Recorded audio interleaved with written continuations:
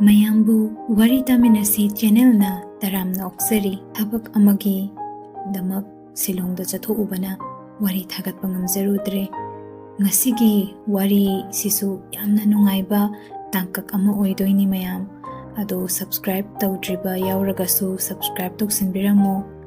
ngasi mayamgi maphamda puduna laksariba wari gi tangkak Thoibina Kaboda loi Kumbagi makha chathajarakpa saruk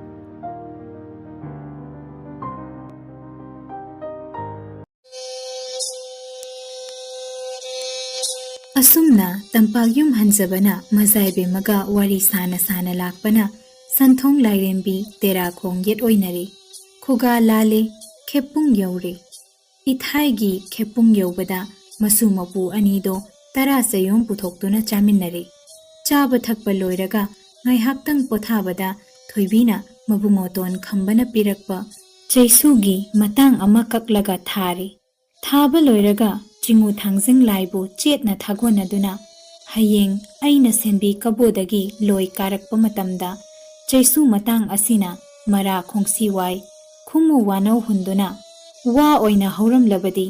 apam kada thungani nungsi kada yogani khangjage chingu khudam changdam pinabiyo haizaki asidagi masu mapu anido khepung tungoinana mongba tudau thong turel achauba lalaga ithai pun maching yaure asumna leptana lakpana lamlen hiyang thang hiyang tek yauki makha tana lakpana harman chingsen yet oinare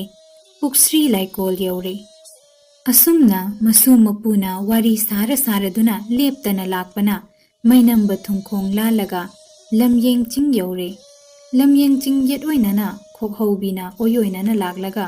mobi khong lale waikhong sekpi yaure Waikhong dagi thumlaima dagi leima chingje lalaga phandu lokmang laktuna machil manau chinglak laklaga chomlang pokpi yaure chomlang pokpi dagi sekmai turel lalaga haikroi pokpi lamjau oyoinana laktuna irum khongmai yaure irum khongmai lalaga lemba lamuk samduna leptana lakpana kabu kharban phangle senbi kakmang tare tumurakpagi masai kol yaure Thoibina mang tharaga tampagyum hanjabana tungda thaugal oina inaraga tumurakpagi sangai tamna lakpadu ubada mangonda phamliba tumurakpana kausilli tampagyum hanjabana makokta yetliba koyet lauthoklaga koyet ki mathakta wango ningthauna pirakpa chetamdu haplaga khurumduna katli tumurakpana chetamdu phaktokduna pare ita oibungo nungsiba Aigi amata pokpi imom Thoibidu mapa aina haiba indabadagi warakke khanduna itaugi nakta dam khara leirunaba thakibani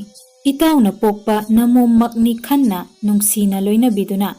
heinaba singnaba warakpiyu mata wango ningthaugi chetam adu paraga tumurakpana harau tayamna Thoibibu mayumda pusinduna mamom langlen sandrik chaning khombi kauthoklaga mata sanau nungsinana chanana leiminau haina sinarami masak matau changkhonbi yengbagi penba naidabi Thoibibu ubada sandrik chaning khombina ita haina kauduna thoidokna hena luna chana tawbiki asumna Thoibiga sandrik chaning khombiga pukchel tinana luna chana leiminarakpasi loidam thabum phazilakpada mabuk mapau pharamba sandrik chaning khombido anghaudana phatta pukchel olakle Thoibigi yeknaba oirakle magi mangnaba silakle kabugi pakhang leisabi chanu ningol singna wangang wata phajabi lamchat sajat changkhonbi Thoibibu luna chana tawbata natana maga pukchel khoijel tinarakpa mabuna mirairakpa ubada chaning khombigi pukningda nainu kisi kiki mata oibagi nungsiramba wakhal thadoktuna minaini khanduna usittaba wanganga loinana Mia mamangda chophange ninglakle mapagi yathang lauraga kabogi pakhang leisabi singa kang singna duna sanaba haurakle chaning khombiga nungsinaba launa leina si singnariba kabogi akal athau oiriba tabing baga watana duna kang sanabada Thoibibu Mia mamangda ikaiba pinaba lona sarau sinare kabogi kang heitaba pakhang ningol makhai khomlaga Thoibigi kangkhot oihalle Kabu pakhang nene babu pal nga khalle Sandrip chaning khombigi kangkhuttana kang heiba kangkhut khangatlaga tabing babu pakhang ngakhalle kang tonglibi chaning khombigi kangkhutna hana kang kapa haure kang sanabada hai singlaba makhut chumbada singthanariba chaning khombigi kangkhutto numittudi kang amatta pan khidre pal ngakpa tabing ba phawba chopa nangle thoibigi kangkhutta yauriba kang heitaba kangkhutto kang kapada phajadrabasu mathwai yaubanina kangdi angakpa phangna pankhi kang tonglibi thoibina pukhatlakpa kang adu pal ngakliba nenebana mateng pangduna thoibigi kangkhutna kang thoire mata chaning khombina kang porabada thoibigi mapukningda nungnangba pokki kang porabada chaning khombidi achakpa mairigum mahu puba lingi matawgum asawbana mangoinaduna numit tasillaklaba phawbada kang sanaba toksi yakhidre pau asi taraduna tumurakpana manai tharaktuna khudakta kang sanaba lepnaba yathang pirakle madudata chaning khombi kang sanaba toktuna mayumda hanki ikaibadagi mahak numituma chara hele nungaitaba wakhalna tumba chaba changkhidre kang sanaba matungdagidi chaning khombina thoibibu mata oibagi wakhal thadoktuna araiba minai amagum laknage khalakle machindadi ita kausinnaraga mabuktadi yeknabani ningle nong hek nganbaga chingda kaduna sing challucho haire nongma amana patta kumduna lemlei ngaram talucho haina long tungol piduna thaudare nongma amana labuk lamhangda hauba yelang kengoi hek lucho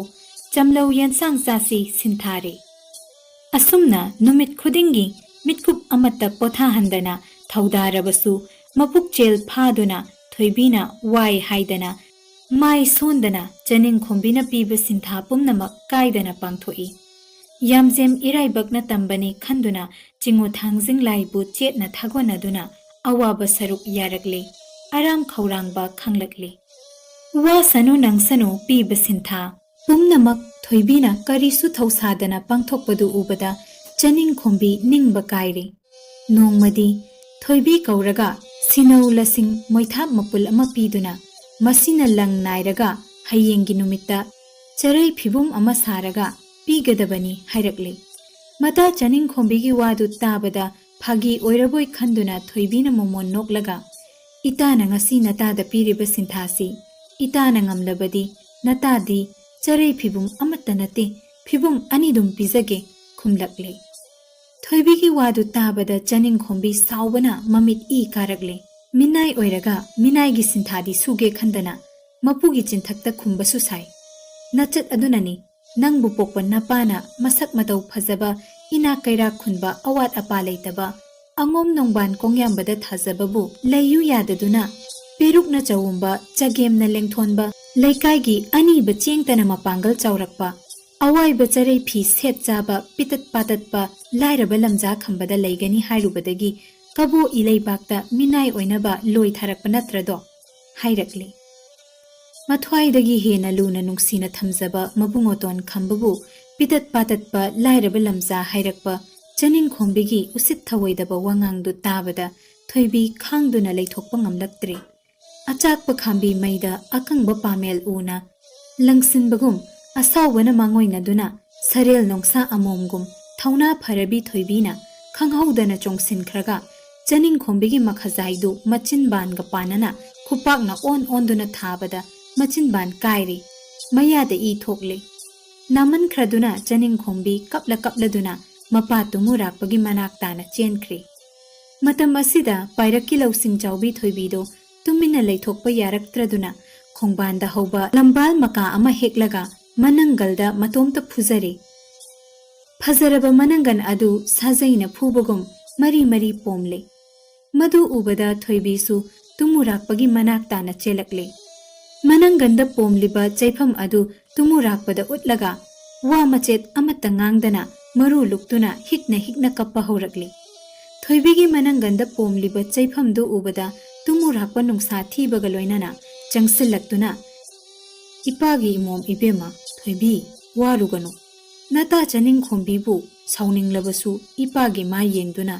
imom kaplaganu pukhalin kha tharaganu haina themba haurakle. Imom anina kari wahaudagi ningai sangdanaduna khanaribano hanglakpada sinau lasing moithap mapul amana lang nairaga hayengi numita charai phibum ama saraga pigadabani haina mata chaning khombina piba sinthadu thoibina tumurakpada tamle. Madu tabada tumurakpana sauduna mamom chaning khombibu chaiduna waraklabada thoibina matagi maral ngakpiyu haizaki. Imom animak ngasidi ipa sintha pige. Ipa gi langaida changduna muki mugagi langkhal singdagi nasa nasana pamba langkhallaga ngasidagi numit taret nigi manungda charai phi amamam saraga ipada pigadabani hairakli. Mapagi yathang phanglabada thoibi chaning khombi anidu langaida changlaga mana pamba muki mugagi lang khallaga puthoknarakli. Nong hek nganbaga makhoi ani tanabagi mawongda lang naiduna charai phi saba haurakli. Thoibina numidangda langchak chaklaga ayuk nungthindana charai phi sai. Nongma numidang wairam thoibina iyong sangda langchak chaklingaida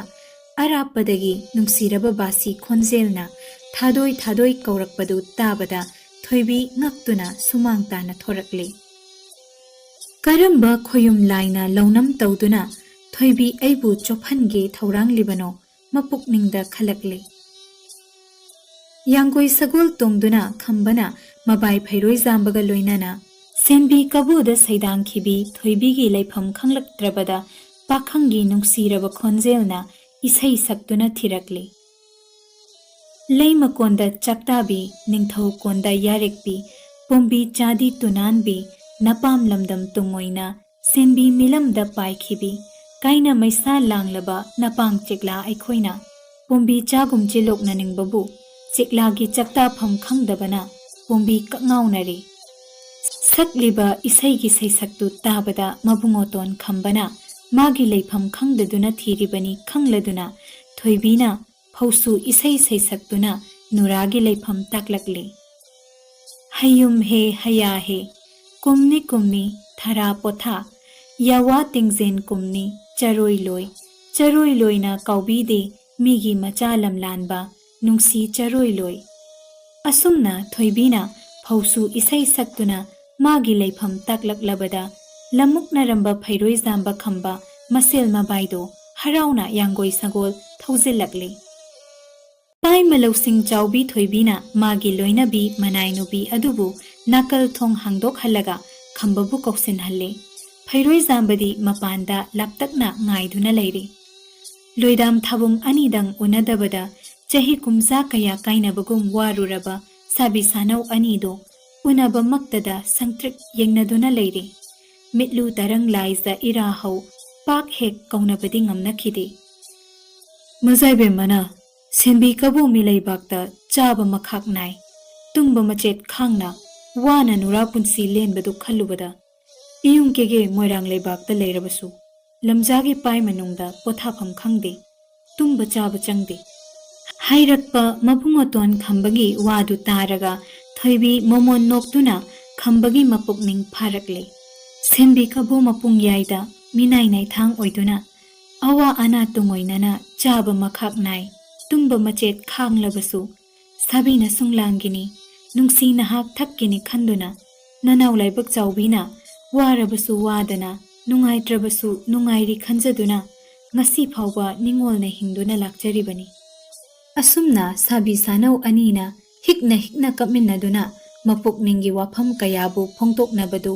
wanglen pungza pharaklabada kharai thongal wangmada masel khambabu ngairiba phairoi zambana basi khongduna kauthorakle. Mabaina kaure khanglabada khambana masanau mane macha thoibiga nungsi pukmen paumen naramlaga thuna yangna mapal thorakle. Masel mabai anido yangoi sagol tongduna ahing athengbada mayum moirang panglakle. Inung hek nganbaga mapa tumurakpana piba sintha tungoinana charai phi sabada thoibi mapukning changlakle. Chingu thangjing laibu nuragi thamoi nungda chetna thago nazaraga ro numit singbum tarukni chupna saba charai phidu phibum phaduna kakle. Taretni subagi ayukta tara chaknal charaga thoibi chaning khombi khoinau mata anina mapada charai phi katpa laknari. Chaning Kumbina Saba Charai Pidi, Pina Pium Nina Yum Silaga, Mapada Katli. Thoibina Saba, Nasaba Mayek Tokpa Charai Pidi, Wagi Utong Manungda Hansinduna Puraklaga, Tumurak Pada Katli. Wagi Utong Manungda Hali Bacharai Pidu Loktok Laga Yengbada, Liza Iyaida Lemlay Iroiduna Sanabagum, Kabrang Langlana, Hattuna Saba, Pazaraba Charai Pidu Ubada, Tumurakpa Ngakpada Tenkri. Charai Pida Hatliba Lemlay Ngadu, Liza Iyaida Tadok Labadi, Iroiduna, Chatkidaw Boy Ningi. Ipagi Langlen Thoibi, Nahak na Saba Charai Pise, Ipana Pai Makoizang na Pame. Haina Thoibibu Tagatli. Numit Adudagi Hauna, Tumurakpana Thoibibu, Achamba Natti, Lairembigi Langoni Kanduna, Kina Luna Chana, Thamki. Mapana Thoibibu Luna Chana Tawbasi Ubada, Sandrik Janing Kumbigi Mapukninda, Kwisaurabasu, Mapabu Kibadagi, Wamachet Amata, Ngangzabadi Ngamkide. Numit Adudagi Hauna, Thoibi Madi, Senbi Kabu Milay Bakta, Tumba Chaba, Maning Tungna Lairabasu, Nuragi Thamoy Nungda, Omchak Nariba, Apam Nungsi Kainabagi, Kambi Maichakti, Nauhaunana, Maichak Hapkalaki. Mapabungi Mayathang Puduna, Thoibina, Senbi Kabu Milay Bakta Laktuna, Lairakpa Thabum Ahum Phazilak Labada, Chingu Thangzingna, Sanau Taloi Atombi, Ayang Lay Mapan Thoibi Kauraga Thaudarakli. Angom Nongbana, Ching the Kaduna, Laisak Laichu Helaba, Singel Lekal Ahum Heklaktuna, Thangzing Engon the Katlaga,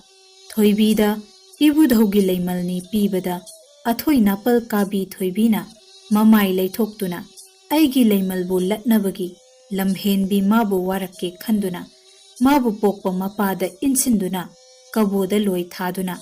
Awa Ana Maichak Panghanduna, Loidam Thabum Ahum Phazilakli. Isanaw Nangna, Wangoning Thau Amadi, Mama Tarama Thoigi, Khomlen Manglan Chada, Mamom Thoibina, Kaboda, Amot Pacharai Pinam Thang Setuna, Kwangsit Machi Langduna, Sing the Kaduna Sing Janba, Pat the Kumduna, Lemlay Ngaram Tanduna, Awa Ana China Kanglibadu Uhanduna, Mamom Thoibibu, Mapa Moirang the Kokatnaba, Thausillu. Takpiki. Thangzingi Maya Thang Tungina, Ayang Lema Pan Thoibina, Senbi Kabo Milay Bakta Thoibina, Chapam Thapam Kangdana, Minay Amagumna Wari Badu, Wangon Ningtho Amadi, Mama Tarama Thoigi.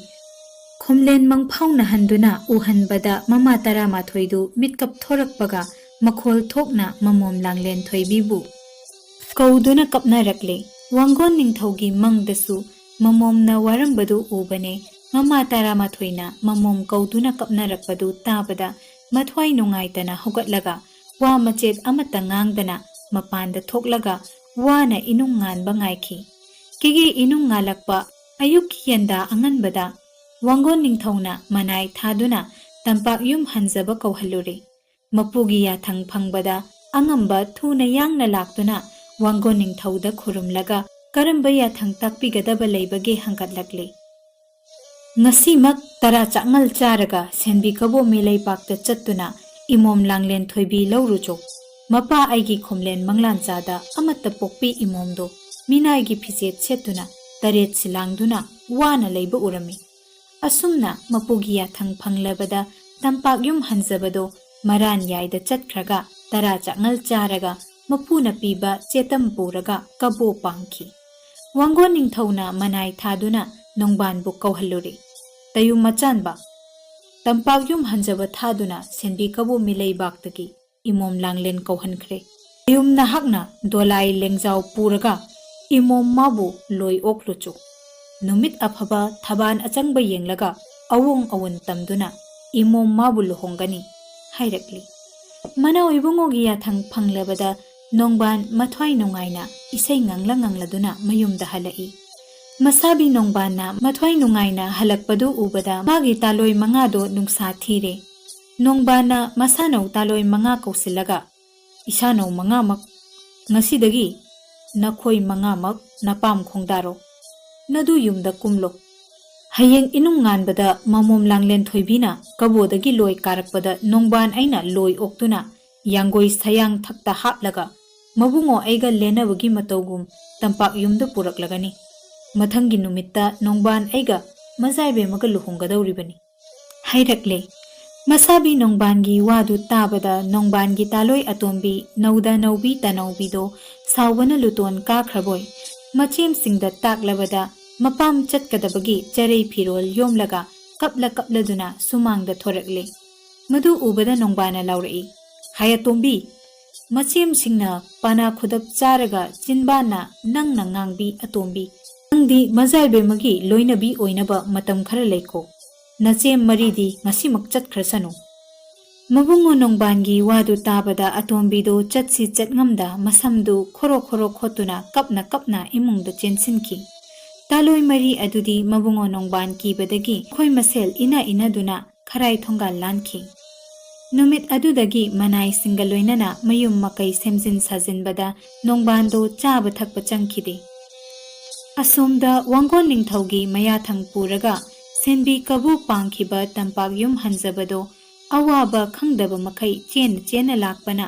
ꯄꯣꯊꯥ 3ꯂꯛ ꯁꯨꯕꯗ ꯇꯨꯃꯨꯔꯥꯛꯄꯒꯤ ꯃꯁꯥꯏꯀꯣꯜ ꯌꯧꯔꯗꯨꯅ ꯋꯥꯡꯒꯣꯟ ꯅꯤꯡꯊꯧꯅ ꯄꯤꯔꯛꯄ ꯆꯦꯇꯝ ꯑꯗꯨ ꯀꯣꯌꯦꯠ ꯊꯛꯇ ꯍꯥꯞꯂꯒ ꯃꯄꯨ ꯃꯉꯣꯟꯗ ꯀꯠꯁꯤꯜꯂꯦ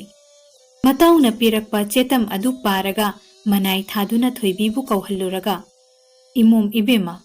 ꯅꯪꯕꯨ ꯄꯣꯛꯄ ꯄꯟꯊꯧꯅ ꯂꯥꯡꯂꯦꯟ ꯅꯪꯕꯨ ꯅꯌꯨꯝ ꯀꯦꯒꯦ ꯂꯩꯕꯥꯛꯇ ꯊꯤꯟꯕꯤꯔꯛꯂꯣ ꯍꯥꯏꯅ ꯏꯄꯥꯗ ꯆꯦꯇꯝ ꯄꯤꯔꯛꯂꯦ ꯏꯃꯣꯝꯅ ꯍꯥꯏꯅꯤꯡꯕ ꯄꯨꯝꯅꯃꯛ ꯆꯤꯡꯅꯕ ꯂꯩꯇꯅ ꯏꯄꯥꯗ ꯍꯥꯏꯌꯨ ꯏꯄꯥꯒꯤ ꯅꯥꯛꯇ ꯏꯃꯣꯝꯅ ꯂꯣꯏꯗꯥꯝ ꯊꯥꯕꯨꯝ ꯈꯔ ꯂꯩꯈꯤꯒꯦ ꯄꯥꯏ ꯃꯅꯨꯡꯗ ꯈꯜꯂꯕꯁꯨ ꯆꯤꯡꯅꯔꯨꯅꯨ ꯏꯇꯥꯎꯅ ꯁꯥꯎꯗꯅꯕ ꯏꯄꯥꯅ ꯆꯦꯇꯝ ꯍꯟꯈꯤꯒꯦ ꯍꯥꯏꯔꯛꯂꯦ ꯃꯄꯥ ꯁꯛꯂꯕ ꯇꯨꯃꯨꯔꯥꯛꯄꯅ ꯅꯨꯡꯁꯤꯕꯤꯕ ꯆꯥꯟꯕꯤꯕ ꯋꯥꯗꯨ ꯇꯥꯕꯗ ꯊꯣꯏꯕꯤ ꯃꯄꯨꯛꯅꯤꯡꯗ ꯅꯨꯡꯉꯥꯏꯖꯩ ꯏꯄꯥ ꯏꯕꯨꯡꯉꯣ ꯄꯂꯦꯝ ꯄꯟꯊꯧ ꯎꯅꯗꯕ ꯆꯤꯡꯎ ꯊꯥꯡꯖꯤꯡ ꯂꯥꯏꯗ ꯇꯥꯎꯖꯤꯡ ꯍꯩꯔꯨꯛ ꯀꯥꯗꯕ ꯁꯤꯡꯉꯦ ꯂꯩꯔꯥꯡ ꯀꯠꯇꯕ ꯂꯣꯏꯗꯥꯝ ꯊꯥꯕꯨꯝ 3 ꯐꯥꯖꯤꯜꯂꯛꯂꯦ ꯄꯟꯊꯧꯒꯤ ꯅꯌꯥꯊꯪ ꯐꯪꯂꯕꯗꯤ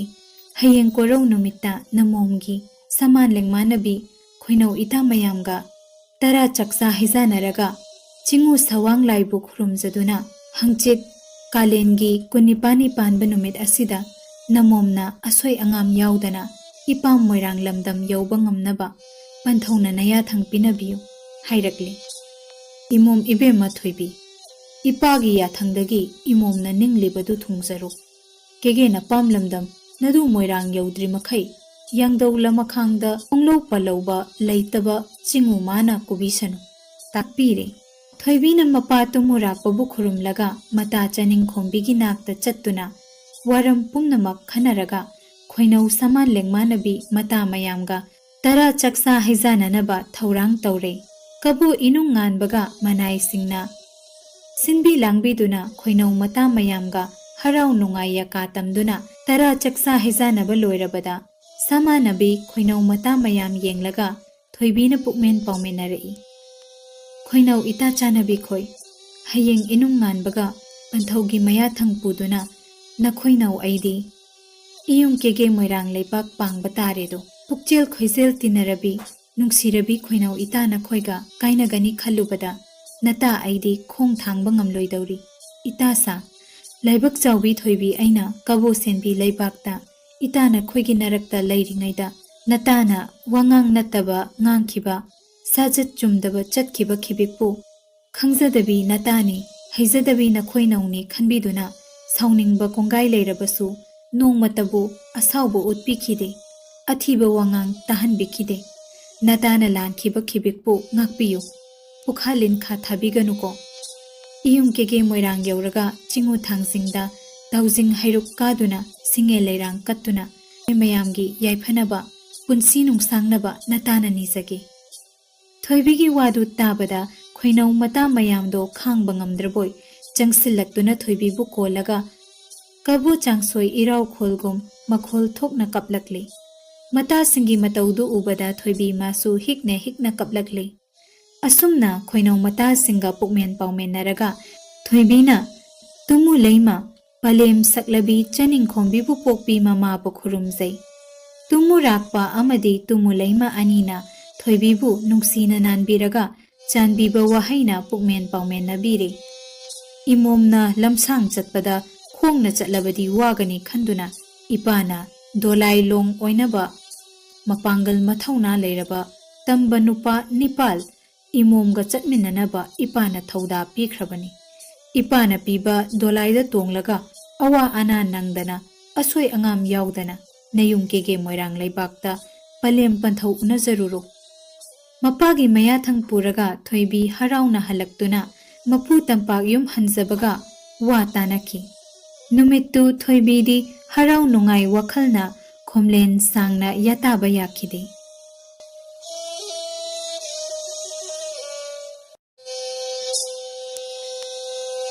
Wari asigi makhataba saruk mathangi video da soidana mayamgi damak puduna laksaki. Nauriba channel asibu nuksibiduna mayamna like, share amadi subscribe toksinbiramo.